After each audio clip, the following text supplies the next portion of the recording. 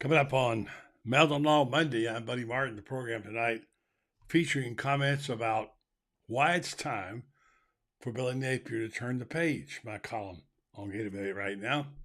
We get reports out of Gainesville of something going on in Exact Tech Arena that people can't figure out involving the anthem and flag. We'll get a report out of there. We talked to Shane Matthews about his comments on where does the football team go from here. And old friend Ainslie Lee will be checking in from up in Auburn. All that coming up right here, right now, on Mountain Law Money, the Buddy Martin Show. Yes, it's time again for Buddy Martin. Call him up and tell him what you're thinking. But be kind because he's doing the best he can. Better, stronger, faster. Mama says that alligators are ornery because they got all them teeth but no toothbrush. Hey, what if the voice calls while you're gone? Take a message. Bye. You ready, champ? I'm ready for this my whole life. I'm incapable of small talk. But that's why you love me, right? Kind of intimidating to be in the presence of so many great athletes.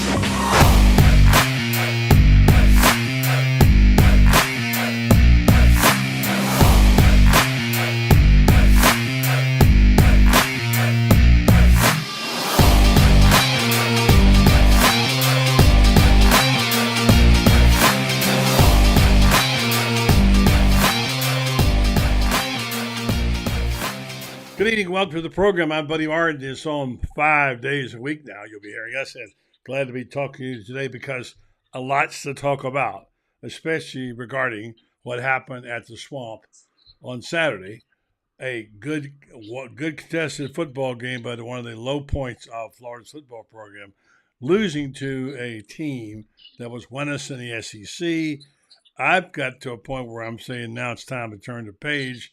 I'm not sure what Shane's going to tell you about that, but stand by in a minute and we will we'll get with you on that. It's Smell the Law Monday. We're going to get to our sponsor here real quick and get a thought from him, and then Shane Matthews will join us on the show. In fact, let's go right to the show first. Let's go Shane first. He's in the car tonight. He's not on the air in terms of the computer, but he's here in spirit and heart and on his way back from Orlando. Shane, good evening to you. How you doing, buddy? I'm doing okay. I listened to your part of the day on Saturday. I couldn't get the Wi-Fi to work always, but a very difficult day to digest, Shane, and to process after we've seen this situation for a while now. Just go ahead and give me your thoughts about it. Well, it was extremely disappointing. Arkansas is better than their record, but we had our opportunities to win the game, especially at the end. We ran Graham put together a tremendous 2-minute drive, really 40-something second drive, did exactly what you're supposed to do. But for some reason, we ran the field goal unit on the field. I still, to this point, can't figure that out. There was no reason to do it. You couldn't even with the time on the clock, there was no reason to even do that. All we had to do was clock it and run our field goal unit out there like a normal routine, kick it, and win the game. So I'm just disappointed in the procedural way things went. Those things should not happen. You're right. And Shane, speaking of something should not happen, I'm sure you're, as a former Gator player, not very proud of the fact that a team that's winners in the SEC can come in here in the Swamp and beat you like that. That was just, I don't care. It was a well-contested game. I'll give Florida credit for coming back. But the fact is, when you look at the numbers, look where Billy's progressed, and you and I have been very supportive of him. In fact, people call us sunshine puppers. He's not getting it done at this point in time, Shane. Here's the worrying part. He's 11-11, and we know his record. He has not won the sixth game to be eligible. I don't see a win. I know you think maybe Florida State, but I don't see a win with those last three ranked teams, Shane. Well, you still got to go play the games. I'm just disappointed. Arkansas is a good football team, but we had the game won and let it slip through our hands. You still got 3 games to go play. Don't know if Jaden Daniels will play. If he doesn't play, you get Garrett Nussmeier, who's a really good thrower of the football, but is not a runner at all. Missouri has to play Tennessee this week. They lose or win. You just never know. So still got 3 games. You got to go compete and see what happens. But I get what you're saying. Of course you do. But the bottom line is, what you had to give Billy a grade right now, given this situation, it could be really based on Saturday. It was an epic fail on Saturday, even though the game was well contested. It doesn't matter why. You cannot have the wrong unit running on the field at the ninth game of the season like this, and you can't have the wrong signals. Look, here's the deal: Florida has more coaches than they do members of the traveling squad. There's got to be some way to get somebody on the field who can get the right teams out there and the right personnel, etc. It may be that it's just maybe the system doesn't work. You start thinking, okay, what's it based on? It's based on Nick Saban, him doing what he did. But what's happening is whatever the plans are not getting clearly communicated. So you got to step back and say, okay, is this the right system? And despite the fact you and I are not sure it's the correct thing to do, now comes into play all the things people have been saying, offensive coordinator, I know, and special team shows, etc. And it's not going away. And Billy can talk all he wants to about the fact that, okay, we're going to assess this at the end of the season. I don't think he gets a sense of urgency here, Shane. Well, it goes back to whether you have like I've told people on my show, special teams is run by your entire coaching staff. You have a special teams coordinator, but every coach, wide receiver coach, offensive line coach, linebacker coach, they're all part of special teams. I'm not concerned about offense. My biggest concern is defense and special teams. It's been that way for the last 3 or 4 games. I have serious concerns. The procedural stuff, the situational football that happened at the end of the game, I said what was supposed to take place on air, and I could not believe what I saw with my eyes, because I've done that my whole life. Quarterbacks have done that their whole life. And people on the sidelines, from your receiver coach to your offensive line coach to the tight end coach, should be telling the field goal team, this is what we're getting ready to do. We're going to complete this pass. We're going to clock it. And then we're going to jog out and kick the field goal. I don't know who sent them out, but this should never happen at any level. And I don't know what else to say, but that's a fact. So that's all I got to say about it. Well, I mean, the explanation as I heard it from Billy was, I didn't hear the press conference, I heard a recording, was that one of the things that happened was the player who was on that unit called for that unit to call on the field. Whatever happened is not the way you run. No, I'm agreeing with you. It's not the way you run a 2-minute offense. Right. Like I said, you let the quarterback handle it all, which he did. He did his job. He went to spike the football. The entire coaching staff, basically the offensive staff, should be sitting there with the field goal unit. Yeah. And some of the guys on the field goal unit are out there on offense. You let them know this is what's getting ready to happen. And that's where I have a problem. Maybe we don't understand situational football, but this is stuff that is practiced on a daily basis. And I just don't get it. I'm 100% with you on that comment. At this point in time in the game, there's no excuse for that. Something is breaking down. Now, look, we're not first when people saying, well, you're trashing Billy. We're not trashing Billy. We think Billy's a good coach. He's probably the right man for the job, but his system is not working, Shane. Whatever that system is not working. Well, when you bring up his system, I guess you're referring to all the analysts. Okay, there's a difference. I'm talking about the one that Nick Saban built, which is basically what. Right, which is the analysts. There's a difference, though. I'm going to name his analysts. Some of Nick Saban's analysts: Charlie Strong, Todd Grantham, Steve Sarkisian, Bill O'Brien, Lane Kiffin. Okay, I can't name any of our analysts. My point is, those guys have coached a lot of football, and they're on his staff. Our analysts, I don't know how much they've ever coached. That's a great point. And that's certainly one of the issues. And when you start talking about decisions making and coaching and what have you, it's who's doing it as much as anything else. I'm not 100% sure about. I mean, I've had Coach Sperry asking me a number of times, too, who is the offensive coordinator? Well, in name, it's Rob Sale, which is fine. That's what it is. But I'm used to seeing the offensive coordinator in the huddle with the quarterback. I don't see Rob Sale in there. No, Billy is the offensive coordinator. Again, not in title, though. Not in title. The title is Rob Sale to pay him more money. It's all about money. Look, again, I'm not worried about the offense. I'm more concerned about the other two phases of the game. Okay, you're the head coach of Florida. What do you do? I make a lot of changes at the end of the year. There you go. I'm with you. It's time for that. Coach, I'm talking even analyst. Yeah. I don't know what we're getting out of that. Mm-hmm. Use that money towards something else. Precisely. You and I are 100% on that. I agree with it completely because what we have is not working. And again, it's not necessarily the system, but in the end, when you're not getting it done, it's everybody and everything. And you're exactly right. It's a great comment. Who are these people? You know, if you're going to coach up against them, you think, who are these guys? And while they're probably good men, they're not at the level of the names you just mentioned, Shane. And look, we know about Graham Mertz. They got really blessed with Graham Mertz. I think he's a hell of a player. Gutsy. He got hammered again, Shane. Are they ever going to be able to protect him? Probably not, but I mean, you score 36 points, you should win the football game. I agree.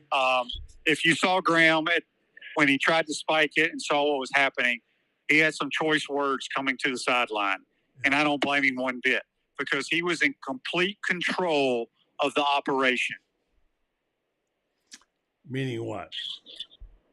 Meaning he knew what he was supposed to do. Yeah. Complete the pass and clock it, right. Walk to the sideline, and have our kicker make the game-winning field goal. Yeah. Not go up there and clock it and have the freaking Chinese fire drill going on. Yeah, that's just really something.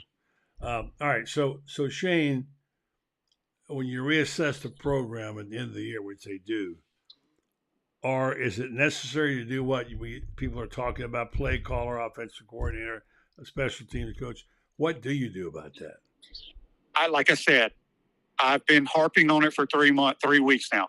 I don't worry about the offensive coordinator. Folks, we are scoring points. Is every play going to work? No. Not every play works for Lane Kiffin. Not every play works for Lincoln Riley. People want to point at that. You are giving up 400 and 500 yards on a weekly basis on defense. You are consistently losing games and making crucial mistakes on special teams. That is the biggest issue. It's not offensive coordinator. And back to your special teams coach thing, and I hear what you're saying, but there's always the outlier. I mean, Urban Meyer was a special teams coach at Florida there when he was head coach. But every assistant coach was part of special teams. Yeah, true. But the face of it was him. He was the face of it. Right. So whether Billy, put it this way, if Billy Napier came out tomorrow and said, I'm the special teams coach now, that doesn't mean he's doing it by himself. Billy Gonzalez is responsible for punt returners and kickoff returners. Rob Sale is responsible for the offensive line on field goal and extra point to protection. On field goal block, it's usually your D-line and linebackers. Everybody that wears a headset is part of special teams. Okay. All right. Some comments and questions on here I'd like you to respond to, like you do on your show. Perry Mason, a guy who also listens to your show, says they don't need 2 offensive line coaches. Waste of money. I agree. Okay. All right. I do. I mean, surely there's a spot right there. On the other hand, I'm seeing interviews like with Pyburn today and with other guy, Pyburn, the offensive tackle, said they are great. They have 2 offensive line coaches. Well, they get more reps, but, that may be good. But if you're looking for people and bodies, there's one there, a full-time staffer. Doesn't know you. All right, here's another one here. Let's say Saban, Dan Bond says, Saban for years has said wayward coaches get back in favor there. You're not going to see that at Florida. I think you agree with that? What was the question again? It's a comment about coaches who leave and come back and Dan Bonson. Saban for years has said wayward coaches get back in favor there. You're not going to see that at Florida. True or false? Well, I don't know the answer to that. I just know that a lot of guys who coached a lot of football, whether they won games or lost games, and they were fired, Nick Saban brings them on in some capacity to help his program. I mean, yeah. Butch Jones, who was at Tennessee, now the head coach at Arkansas State, Lane, Sarkisian, I mean, Bill O'Brien. I mean, you can go on and on. We don't have anybody like that. All right. Van Der says every team should have a get-back coach. Apparently we don't. Usually the get-back coach is the strength staff. Mm-hmm. Yeah. All right. Another comment here from Toby Permeter about Kenny Guyton, who, by the way, had called a good game. Kenny Guyton was only offensive coordinator for less than a week, and his offense had over 400 yards, and Florida had trouble stopping the run, especially when Arkansas called quarterback draw. Your thoughts? Well, they ran only. I mean, what they did was they pretty much they took like 40 to 50% out of their playbook, and they went back to doing what KJ Jefferson had done before Dan Enos came in last year. They ran the hurry up like they did under Kendall Browse.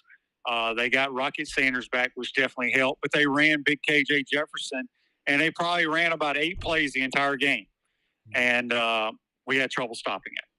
Big guy, Jefferson. He's a big guy. And later in the game when he was running the ball, when you're tired, it's hard to bring down a big guy like that. And I got to give credit to Arkansas. They got the job done at the end. Great call by Guyton, but still. Yeah, he called a good game. And having said all of that, of giving up 500 and something yards or whatever it was, if we just let Graham Mertz run the 40-second drill the way he did, I think Florida wins the game on a chip shot field goal by Trey Smack. A lot of injuries right now, but this is SEC football, Shane. Happens every November when you play a tough schedule, and Florida's had one, and you get banged up. You're dealing with tough games and limited bodies. Where does Billy go for that to be able to overcome some deficiencies because of injuries? Well, there's nothing you can do about it. It's part of the game, and the next guy in line gets an opportunity to go play, and sometimes guys that haven't been given an opportunity turn out to be pretty good players, and those other guys that got hurt may not get their job back. So we'll see how it all turns out. Mm-hmm. You mentioned on the radio when Mertz got hurt and they put the backup in the game that they should go deep right then. And I know the player you're talking about, Kresser, that Spur used to do. They're least expecting it. Sometimes I wish Billy would try a little of that magic. Your thoughts about that? Well, it's a philosophy thing. That's my philosophy. I did it. I just think the opposing team doesn't think the backup quarterback, he's going to come in and hand off. Yeah. Why not chuck one deep? Yeah. I mean, throwing the ball deep is the safest thing you can do on offense. Yeah. But we elected not to do that. Yeah. All right. So there is some of that and opposing philosophies. I understand that completely.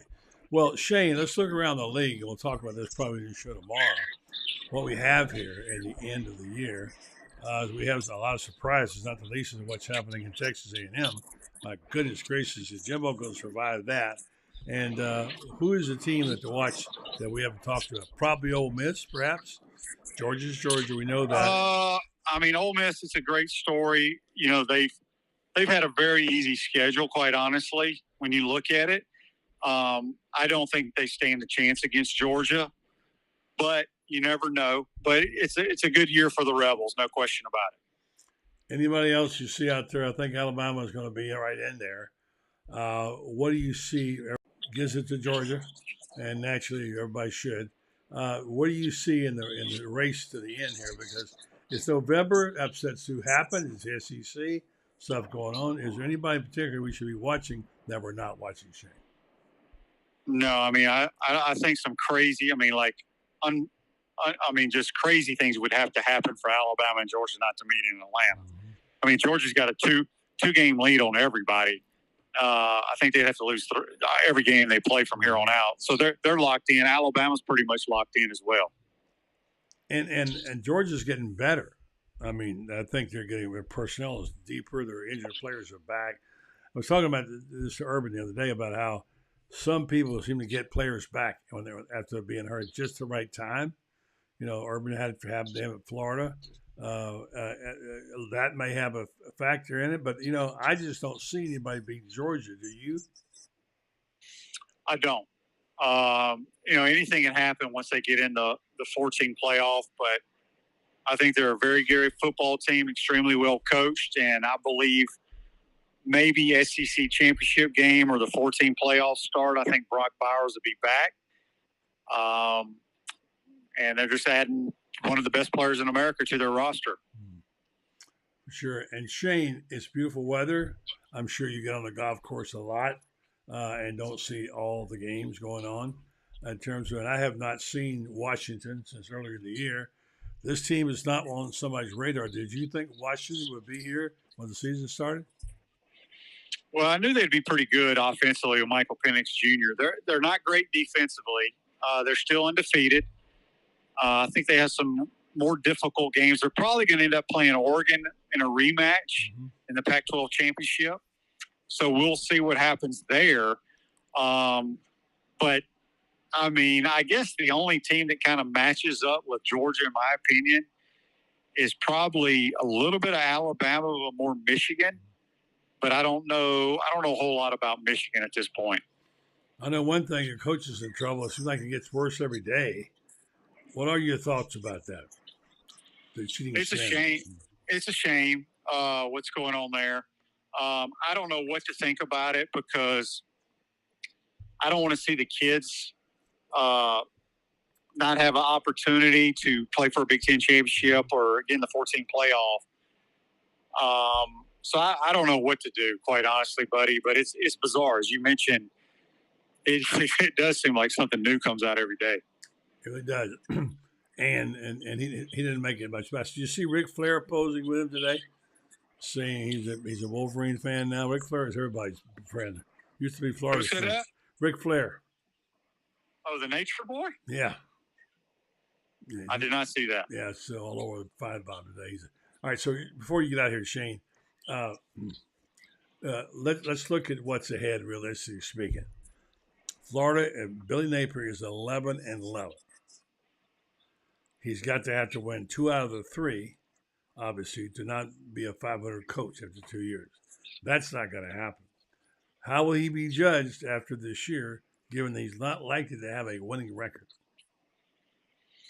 I mean, I don't know. I don't make the decisions of what's going to happen. Like I told you, my biggest concern is defense and special teams. I mean, we can all sit here and question, you know, should we have thrown this? Should we have run that? I mean, everybody's going to second guess stuff that doesn't work. But I've seen too many playmakers and too much production on offense, more than I have on the other 2 phases of the game. Well, it looks like our predictions of 8 wins not going to happen.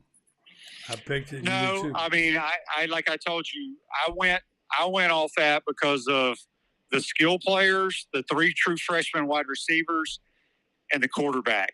And I still, to this day, I cannot figure out why we won't play the personnel grouping of Boardingham, Trey Wilson, Ricky Pearsall, either Andy Jean or Aiden Mizell at the other wide receiver. I don't know why we won't do that.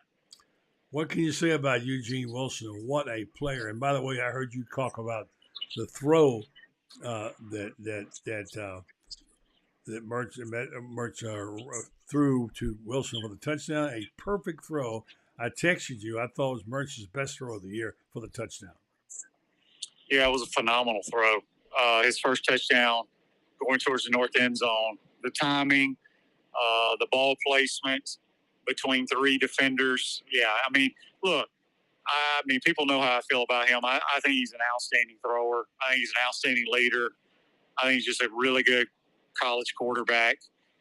And I've wanted to use him more. Let him go play and win games for you. Are they running too much max protect because they can't protect the quarterback? We don't run enough of it, in my opinion. Really? Yeah. Yeah. So, it'd be nice to see all those receivers out there at one time. People kept talking about what to do. And I said, I'll tell you what Spurrier do. Spurrier have 4 wides on the field right now, late in the game. I don't care if he's on the 20-yard line or not. That's one thing I loved about his. All right, let you go. You have what you got for tomorrow morning on your program? We got Buddy Martin on there. Oh, may have some folks from LSU just waiting for him to call me back. Well, that's going to be a tough trip, I think. I'm afraid this is a talented team, but like you say, the quarterback's in question, and they just had a rough game, and it's possible. We'll see. Shane, I'll talk to you in the morning on your program. Shane Matthews, Pot Up with Matthews. Thanks, Shane. Take care, buddy. Thank you. All right, thank you. Shane, I see Ainslie Lee, my good friends, in the orange and blue room. Before we go to her, I'm expecting some calls sometime here soon. Something is different about what happened at Zach Tech Arena tonight. I've got a couple of people who texted me and said no flag and no anthem tonight at Zach Tech Arena. I do not know. I have a couple of people who were there. My friend Gerald Ergo said at Gator basketball game, no American flag and no national anthem. Have you heard the reason? Now, Rebecca, I have not. Now, Franz Beard is there. If we have the time, we'll try to get him in to do that and see if we can find out what he knows. But apparently, all I know is that my good friend Randy weighed in about this, and he said at the game and saw the same thing, no information. Maybe Veterans Day scares them. I don't know what that means. He said, band just played all service songs, announcing going to Normandy to play, but no national anthem. Go figure. So if anybody's heard anything out there about what's happening at Zach Tech Arena tonight, why there was no anthem and why there's no flag, I think our people would like to know. I know I would. So get back in touch with us, really. All right. Meanwhile, Ainsley, hang in there. We're going to do a little business here. Go talk to our friends at Meldon Law as soon as we find that spot, and we'll come back and we'll talk more about what's going on around the SEC, by the way, around the SEC where things are happening, and not all good to every team. There's some group of teams are in that mediocre area, and one of them's at Auburn, along with the Florida Gators. Ainslie Lee is next right here on the Buddy Martin Show. Jeffrey, you do a show where you ask a lot of questions. I've got one for you right now, okay, regarding how do you know whether your case is being handled right and what to do about it. In medicine, you can get a second opinion if you're not satisfied with the doctor's opinion that they have. And do you have that in law? Can you do that with lawyers? Yeah, buddy. As a matter of fact, we get quite a few calls from folks that have signed up, particularly with the big box law firms, that they do a hell of a good job of putting ads on TV, but after that, they don't really measure up to the way we try to create a client experience that's outstanding. And we're always willing to review a case and give a second opinion, just like with a doctor, because not all law firms are created equal. I guess that's the normal thing. Just go to Meldon Law, Google it, and find out, and just give them a call. And like you say, if you come in, you get to see a Meldon. You don't get shuffled off to somebody else. You get to see a Meldon, and that's good to know because a lot of people don't know how to do that stuff, like me. And maybe you can coach us through. So Meldon Law, they won't back down. They will take your questions about your case if you have a question. Yes, whether it's a new case or an existing case, give us a call. We'd be glad to go over it with you. There's no charge to review your case with you. And a lot of times it makes good sense just to get a second opinion. Good stuff from Meldon Law. They don't back down, but they will give you a second opinion. All right, Meldon Law, one of our great sponsors here on the program. Thanks to all their support. We're efforting to find out if anybody has a report out of Exact Tech Arena. Meanwhile, we're going to get a chance to hook up and again talk with our good friend Ainslie Lee, who did some fine work here at Gator Bait and the Gainesville Sun and this community. She left us. She ran away from us. She went away up to Alabama and let's see how she likes it. Haven't talked to Ainsley in a while. Let's bring her on board. Ainsley, how you doing? Good to talk to you. Good, buddy. I'm good. How are you? Doing okay. I like the outfit. They got your looks like your army stuff on there. Yeah. No, I just got back from a run, so I figured I'd put a hat on for you I guys. like it. Looks good. Yeah, why not? Yeah. How have you been, Ainsley? For folks who don't know what happened to Ainsley, I'll let you update. Okay? Because you've been around these parts a while, and you took a big leap and went someplace else. I want to know all about it, how it's going. I want to get your take also on how you see Florida from afar, because you've been a Gator fan all your life. You followed, I'm sure, real closely here. And what are other people around the league saying about these Florida Gators, Ainsley? Sure. So back in, I guess, early August, I kind of made the move over to Auburn to cover the Tigers here. Certainly, it was an adjustment. I've never been, much farther from home than Gainesville, which is obviously only about an hour and a half from home for me. So that was quite a jump, and certainly just an adjustment to learn the ins and outs of an entire new, athletic program, athletic department as a whole. And you go from knowing every coach and every SID to knowing nobody, and so big jump there. Again, I mean, it's like any transition. It's certainly been an adjustment. There was certainly an adjustment period, right? But I mean, things are going well. I think whenever I, decided to move here, I think a lot of people, said that, I might notice a lot of similarities between at least Gainesville and Auburn, at least, living here, and some things here and there, they're like, with the football program, there's always something weird going on, it feels like, between Florida and Auburn. And so, obviously, for those who, maybe don't pay attention to what's happened here, we've got Hugh Freeze here in his first year, and, Auburn's trying to find its bearings, and, had a really, tough stretch, to start SEC play. I mean, Texas A&M, Georgia, Ole Miss. What was the fourth one? I can't remember what the fourth one was off the top of my head. And so they go in, they start SEC play 0-4, and they're finally kind of righting the ship as they're just kind of in a more favorable looking stretch of that season. I think maybe one of the biggest similarities that I've seen so far just between these two programs, when I look at it kind of from a big picture standpoint, is, Auburn was obviously coming off of the Brian Harsin era, and he was a guy that was not really known for his recruiting. Yeah.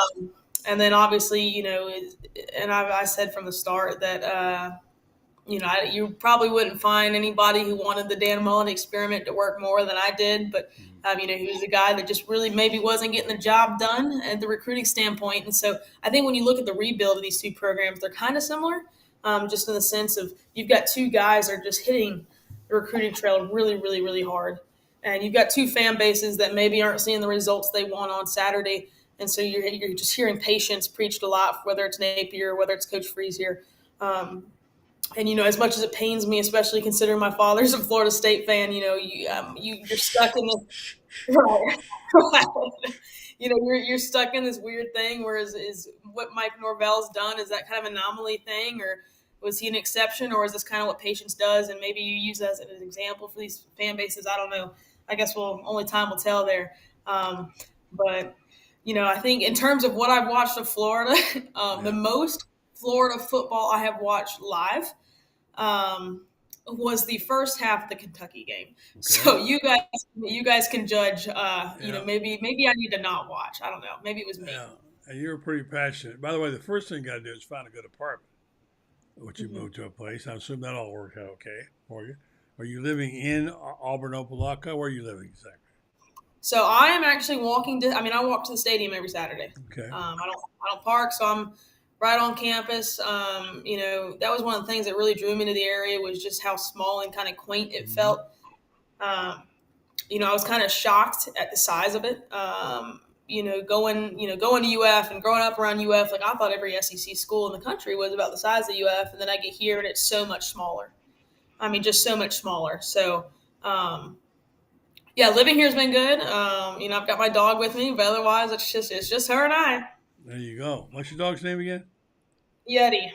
Yeah, that's right. I remember Yeti. By the way, Toby Parmenter said, "Is Ike Hilliard on the staff at Auburn?" He is not. Okay. Wes McGriff is. Okay.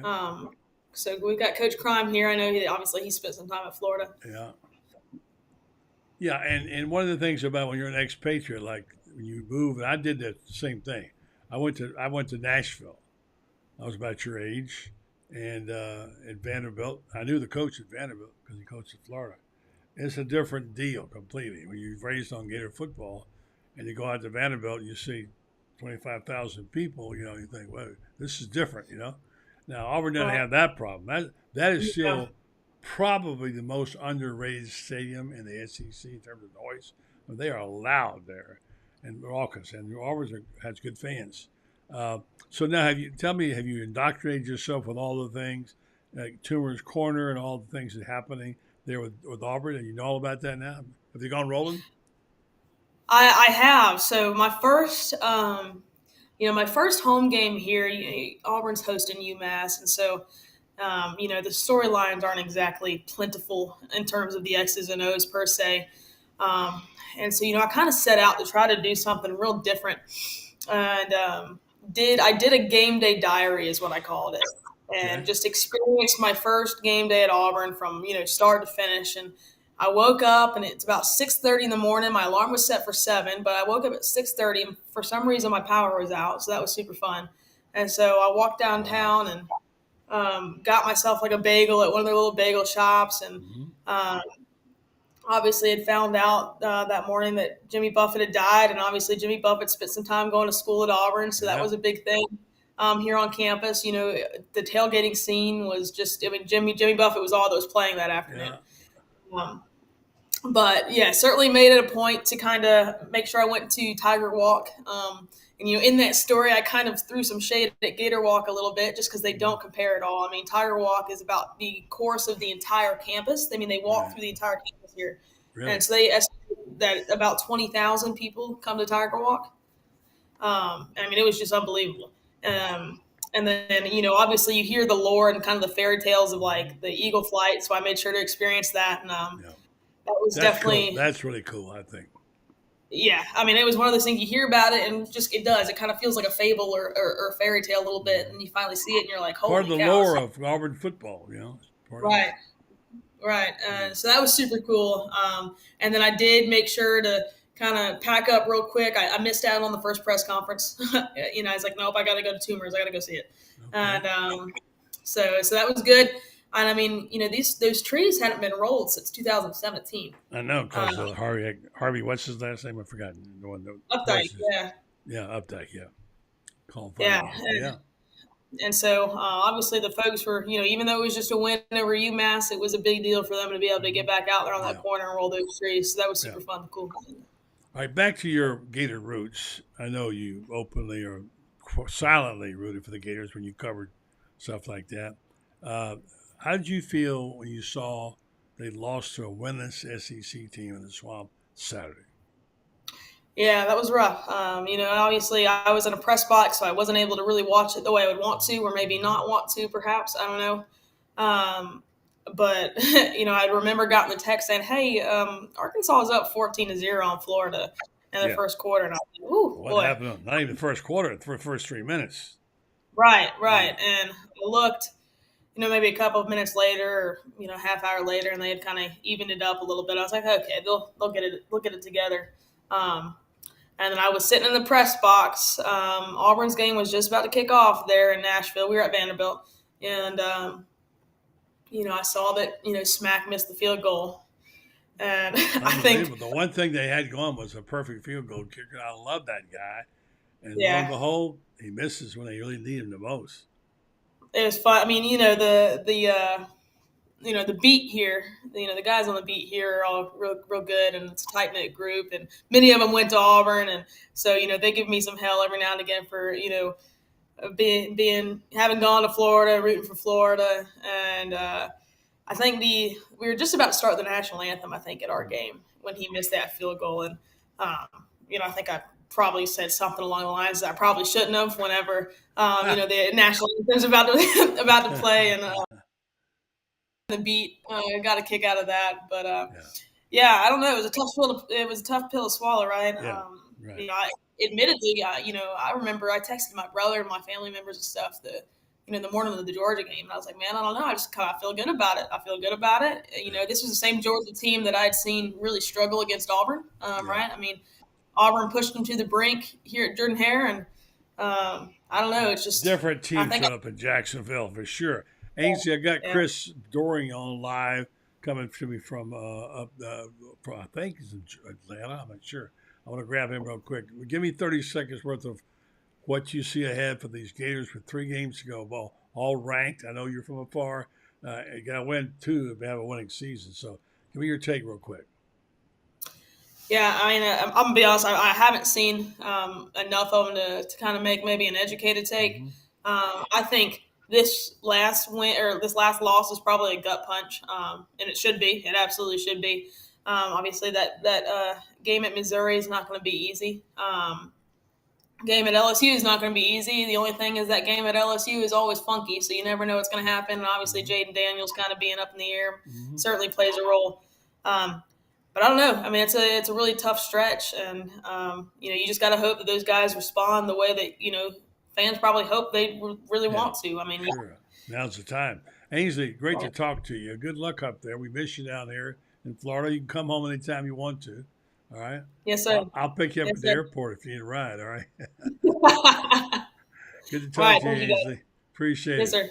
All right. Well, they're truly young, bright young people we've had as we bring to you this program, of course, brought to you by Titan MRI, worth a short drive to Gainesville. No insurance, no problem.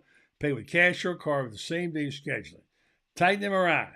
It's the Florida's premier independent MRI facility. Come see why hundreds of patients are visiting our Gainesville location, Ocala, Marion County, and the villages. That's TitanMRI.com. And now it gives me a great deal of pleasure, a man who has gone to a lot of trouble to do this tonight. Chris Doering joins the program. Hello, Chris. How you doing? I'm good, buddy. How are you, man? Where are you right now? I'm in Macon. I just got done speaking at the Macon Touchdown Club here. Lots of Georgia Bulldog fans, but all very welcoming and receptive, as I guess they are when you win as many games in a row as you've won there. It's easy, man. Yeah, so life is good if you're a Georgia Bulldog fan. Macon's kind of an underestimated city. They're a pretty neat little place there, I think. And, I'm actually in a bed and breakfast right now. 1842. It's a house that was built, I guess, in 1842. It's owned by a Gator, so I feel nice and safe here. But just got done with that group and coming over here to check in with you, man. Thank you for doing that. How did it go at your speak tonight? It was good. It was good. It was a group largely made up of Bulldogs, but had some representation of all the other SEC schools, Alabama, Ole Miss. Even saw some Florida State fans in there. So it was a cool little collective. I like what they do in terms of celebrating football as the sport. They had a bunch of high school teams, athletes, coaches around too, and honoring those guys. So I was in Little Rock last week to speak at the Touchdown Club there, here in Macon tonight, and then I'll go to Huntsville next week. So busy month of November for me. Wow, Chris Strong on the rubber chicken circuit, we used to call it. Yeah. You're doing a lot more of that now, aren't you? Yeah. What are they asking about? What are Gator fans asking about you other than somewhat abject humiliation to lose to a team that hadn't won in the SEC at home? And before I ask you that, what are you hearing from Gator fans? Yeah, I mean, I think there's a lot of questions about the direction of the program. The thing I think I hear the most is wondering whether or not I think that they'll be able to keep the 2024 signing class together despite some of the losing. To me, I don't follow recruiting like you probably do or other folks do, but I think from what I know about some of these guys is that they seem very committed to the vision of the program, not necessarily the success that it's having now, but what's possible. And I think that, DJ Lagway is one of the main leaders in that. So when you have guys at the top of the class that are committed and not really concerned about the here and now, more about the future, I think that's a good sign. There's a point, I don't follow recruiting that closely because it's all changed anyway with the transfer portal. But someone said to me, the thing you got to worry about is the fact that this NIL money, although I haven't heard a lot about NIL money, I don't know if you ever not, far less than I thought, was you got to worry about the boosters' money drying up for NIL money when they lose like this. And that could change the direction of a football team in a hurry. You lose a Lagway or something like that because they can't deliver the money. That's a serious deal. Have you heard any of that? Do you think that's a factor? Not necessarily Lagway, but players getting pulled away by money. I mean, we already saw that with the Rashada thing. So, yeah, hopefully that doesn't repeat itself again. I haven't heard any about that. We're not allowed to talk about recruits and guys. Right. So, I focus on the guys that are on campus a little bit more. But, I hear the rumors like everybody else does. Mm-hmm. All right. What's your takeaway? Proud Gator that you are, championship years you had, records you set, all kind of honors, and a team comes in here that hasn't won a game in the SEC, and you can say, yes, it was an excellent effort after getting behind 14-0. I get that. I give them all the credit in the world, but the fact is the numbers don't lie.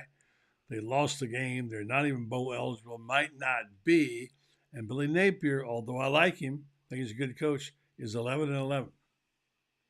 Yeah, I first and foremost, Arkansas is a better football team than their record reflects. I actually was on the verge of picking Arkansas on Friday on Paul Feinbaum's show simply because I thought it was a bad spot for Florida coming off the Georgia game, with Arkansas being on a bye week, firing Dan Enos, bringing in a new play caller, not necessarily knowing what the tendencies of those calls were going to be. I thought it was going to be a challenge at noon. A lot of people upset there wasn't a night game with a blackout and all of that. But, at the end of the day, I haven't seen enough consistency from this team to be able to trust anything that I see. I think we got our hopes up after the Tennessee win. We got our hopes up after the South Carolina win. But why were you behind, 10 points in the fourth quarter to a team that only won 2 points, two games at that point? So, you can say what you want about coming back from a 14-point deficit, but why were you behind 14 points in the first quarter?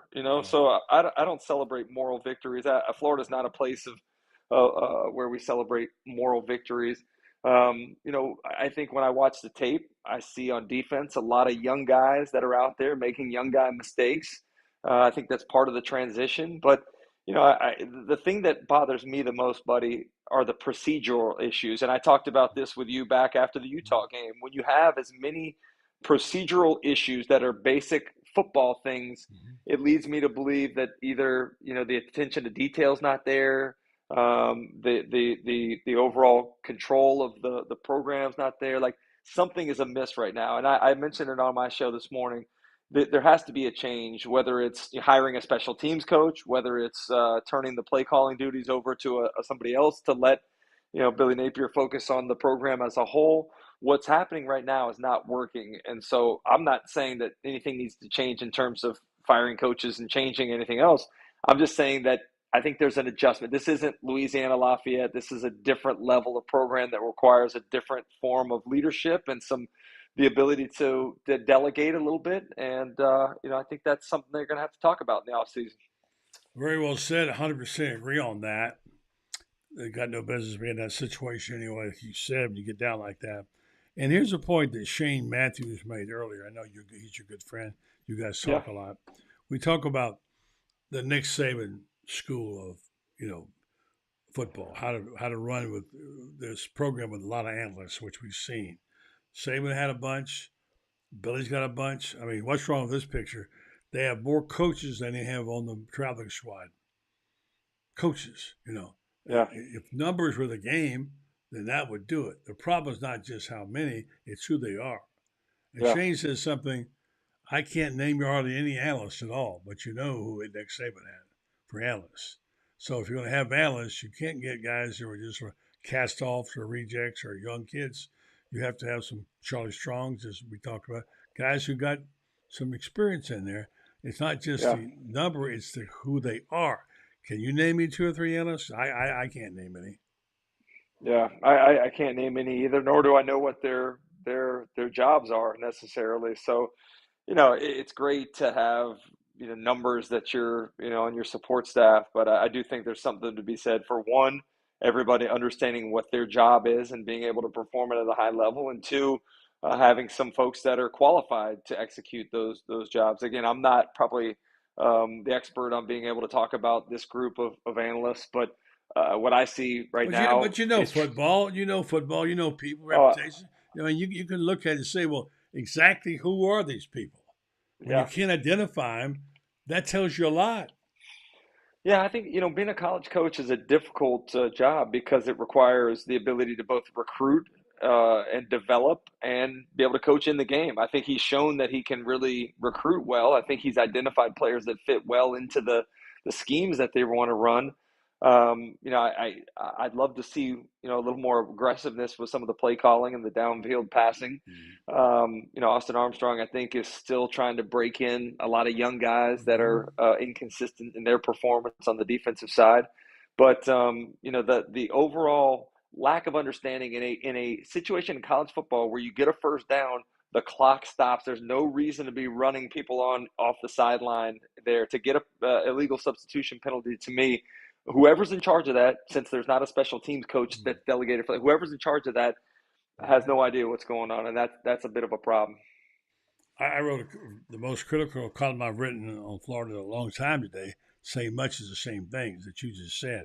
I mean, get a player personnel director, or what do you want to call it.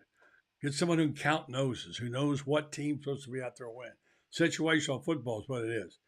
When you can't, and here's the thing that you mentioned earlier, when you come out of the huddle and you're not ready for the snap count, something's wrong fundamentally. Yeah. And that's what I saw that had. a lot. I saw that a lot. Florida's defense looked like they were having trouble getting lined up. Yeah. They were having trouble getting locked in. That to me is a problem as well. I definitely saw that today as I watched the Florida defensive tape. I often watch and see where they don't have all the guys covered. You look at the defense, there's a guy uncovered there. That first drive, there were probably 3 or 4 busted coverages. Yeah. You're playing man coverage, and you got guys that are completely uncovered. That's a problem too. Yeah, exactly. Well, anyway, we'll see what happens. I know it's painful for you to watch, as it is all Gators, painful to watch. And you had high expectations. I did. I really thought Shane and I both picked them to win 8 games. It's not going to happen.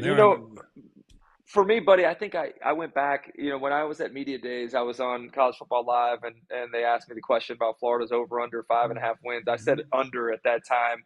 I think I started to drink a little bit of the Kool-Aid and became more optimistic, thinking that, 7 games was possible. Well, beat 6 Tennessee. Is what I thought. Beat Tennessee, right? Well, I think at the end of the day, you probably stole one with Tennessee, and you probably gave one back with Arkansas, and now you put yourself in a tough spot. I mean, not being bowl eligible. Florida, being bowl eligible is an afterthought. You're supposed to always be bowl eligible. So that's a hard pill to swallow. And with the challenge of going to LSU, Missouri, and having Florida State come here, I don't know where that win comes from, to be honest with you.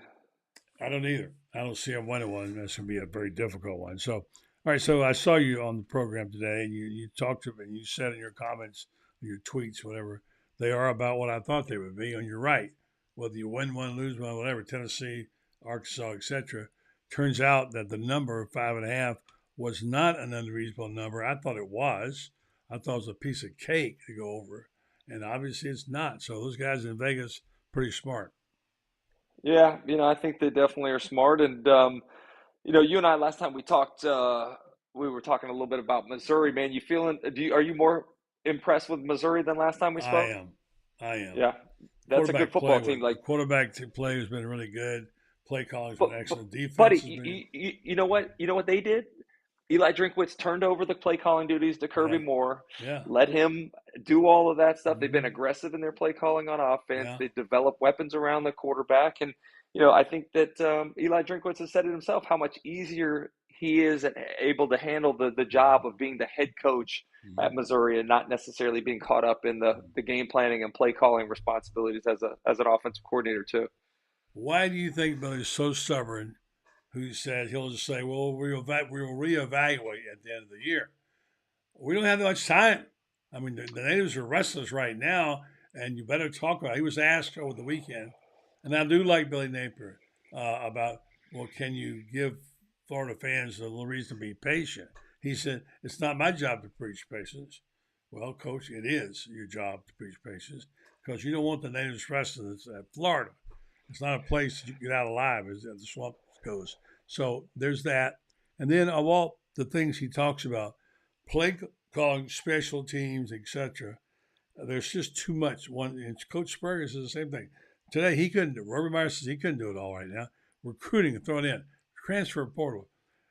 Why is he so stubborn not to admit the fact it's more than one man can do? Well, I don't think now's the time to admit that. I think you look at the end of the year, making a change in the middle of the year is not ideal. So I think, I would be shocked if in the off season that there's not a change in the way that the duties are handled. But I think after year number one, it was like, hey, we're bringing in 45 new players. A lot of those guys that were on the roster in year one weren't guys that we recruited. We're bringing in our own quarterback. We're bringing in, some skill players. Let's see how the offense works with me calling plays with this new group of players that fits the scheme better. We've seen moments of it, but at the end of the day, I don't even care as much about the play calling as I do the organization on the sideline and having, the right number of people on the field, the right people with the jersey number. Like that's embarrassing to me, really. Yeah, it really is. You can't line up right. I didn't even really mind terribly the call he made on the fourth down. It didn't work out. You make those play calls sometimes. But I do mind that they can't break out the huddle and get the snap count. That bothers me a lot. And what do we have against Kentucky? What do we have? 13 guys on defense, I think, on the goal line play. And still didn't stop. Scored. Yeah. Not good. Not a good look at all. And so I think the biggest thing is you and I are looking for progress. Want to see the team get better. And this team is like the frog in the well story. He jumps up 3 feet and falls back 4. Doesn't seem to get ahead. And just when you think they're about to break through, something happens. Let me remind you what does happen in midseason. Don't make changes. Coaches get fired in midseason, okay? It's happening. It's happened before, so you better be aware of it. I really do like Billy. I think he's a good coach. I don't know if he's capable of being the CEO of a company being run like this. I just don't think it might be his cup of tea. Whether he gives up one or the other, I would rather see him give up. Maybe not the play call. Okay, fine. But go get you a special teams coach or something. And by the way, I am not one who believes you have to have 2 offensive line coaches. I'm sorry. You don't need 2 offensive. I don't necessarily know you need that either. But, I think I mentioned this on our Saturday night show.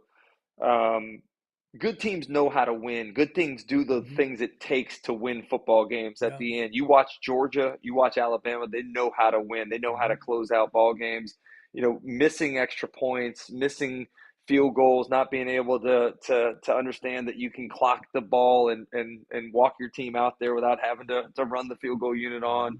Not being able to sack the quarterback when you have 2 guys coming free on a third down blitz. Like those are things that Georgia and Alabama are able to do that Florida's not. And it's going to take a special group of players that understand that we got to make these plays and figure out, a way to turn potential into realized success, which, you watched it with our teams in the 90s. Like early on, we struggled going on the road. We had a hard time winning road games, and then we figured it out and we became the team that we did. Doering got a touchdown. That was one of the turning points. That's part of it. Yeah, but it's part of the growth, but I need to see a little more progress, as you kind of talked about earlier, a little more consistent progress. Yeah, I agree 100%. So real quick, I'll let you get out of here. Thank you so much for making a special effort to be on tonight. We appreciate it very much.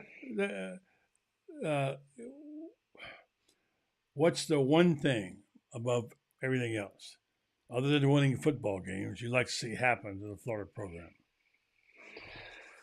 Man, I think it's just outside of the progress is I want to see guys that are play the way they're coached. Coach Spurrier used to always talk about that. He used John Woodenisms a lot with us, and he said coaches love guys that are in great condition and guys play the way they coach. And I think right now you're seeing too much up and down. You're seeing too many peaks and valleys.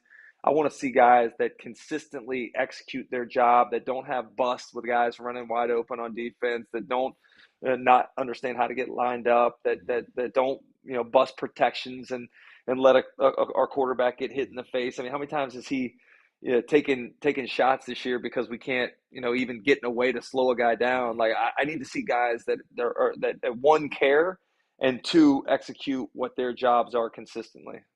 All right, you got to bet this week again. I feel sorry for you. Please, you got snookered into that deal. What do you have to do this if they win? They lose again. What do you have to do this week? Next week? I don't think we've decided yet. I think it's still in the workings. But well, as you know, he ought to give you strokes. Okay. I will never take points here in the NFL, buddy. You bet on your alma mater. You go straight up. You don't take points. I would never bail on the University of Florida, and I would never take points. I'll dress up all year long. The loyalty means a lot to me, and that bet. But I'm not. It's not some of your most famous moments on SEC Nation or your outfits. Yeah. What's been it's your been a favorite? good bit. What's been your favorite outfit you had to wear so far? Well, buddy, the problem is with this newest bet, we're having a hard time coming back and outdoing the baseball uniform bet after the College World Series loss. So that was probably the one that got the most attention. Walking through the airport to SEC Media Days in the full LSU baseball uniform. Yeah. Good ones. It's great fun. Chris, thanks so much for the program. Yeah. SEC Thanks, Nation, buddy. one of our stars. He's did football, now he's a broadcaster. Good to talk to you, Chris. Thanks, man. Good to talk to you, too. Take care. Thank you. All right. Chris Doering, and we're getting a report now live from Gainesville. My friend Gerald Orgel has been kind enough to call in. And tonight at Zach Tech Arena, something unusual happened. I've not found out the details except to say that according to Gerald, my good friend, there was no anthem played at Zach Tech Arena and no and also no American flag. Gerald Orgel's live on the program. Gerald, what happened out there tonight? Yeah, I don't know. It was a real surprise. They didn't play the national anthem. Then I looked around and I didn't see a flag. No, Greg just saying there was a flag hanging way up high. Okay. And which is, I think that's where it's always been. But they sure didn't play the national anthem. But I will say at halftime, they did play a tribute to all the armed services. Amazing Grace. And played Amazing Grace. But, that doesn't take the place of the national anthem as far as I'm concerned. So, here's my friend Randy Briggs. Their band played all military songs. Maybe it's the fact they're going to play a game in Normandy. I don't know what happened. I don't know. I saw, the Booster Club, big president of the Booster Club from OCal. Greg, what's his name? Hey, oh shoot. Anyway, I saw him and I asked him and he said, no, he said, to my knowledge, there's no change. But he said, I will check it out. But he said, I hadn't heard anything about not playing the national anthem. Well, very observant. And of course, Greg would see. Greg's eyes are always on the highest prize. So he was looking straight up when he saw the flag naturally.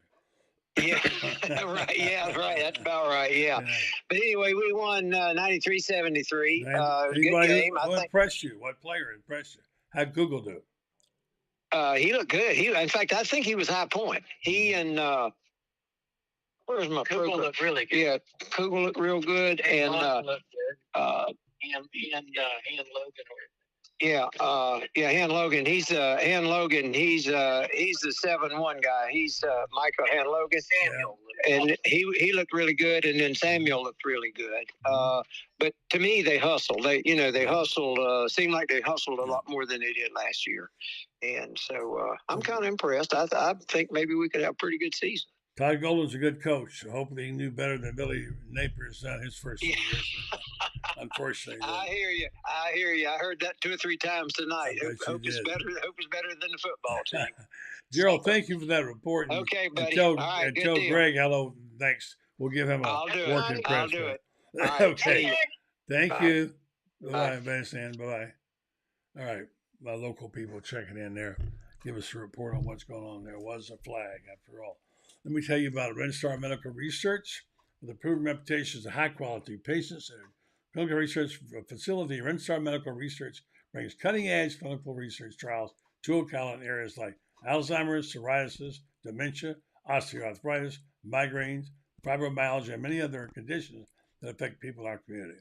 Since 1998, Renstar has participated in more than 700 clinical trials and continues to partner with prominent pharmaceutical and biomedical companies throughout the medical industry. Rest of our medical research seeking tomorrow's answers to the health questions of today. Our thanks to our guest tonight. Of course, Shane, our regular co-host on Monday nights, will be on his program tomorrow morning. Ainslie Lee, good to talk to Ainslie up in Auburn. And thanks to Chris Doering for checking in up in Macon. On behalf of them and our sponsors, I'm Buddy Martin, wishing you a good night. And we'll talk to you tomorrow on the Shane Matthews Bob Matthews Show.